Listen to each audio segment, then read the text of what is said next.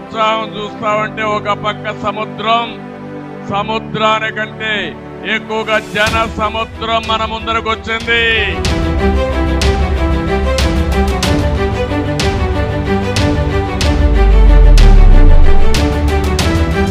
నేను అడుగుతున్నా ఇక్కడుండే మిమ్మల్ని అందరినీ, మీ జీవితాల్లో మార్పు వచ్చిందా అని మిమ్మల్ని అడుగుతున్నా.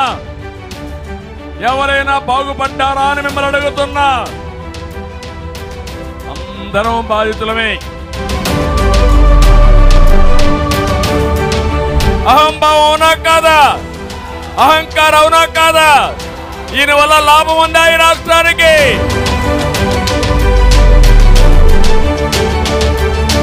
మీ ఉత్సాహం, మీ కసి చూసి చెప్తున్నాను, త్వరలో మంచి రోజులు వస్తాయి. తెలుగుదేశం, జనసేన గెలుపును ఎవ్వరూ ఆపలేరు. ఎవరికి ఆసక్తి లేదు.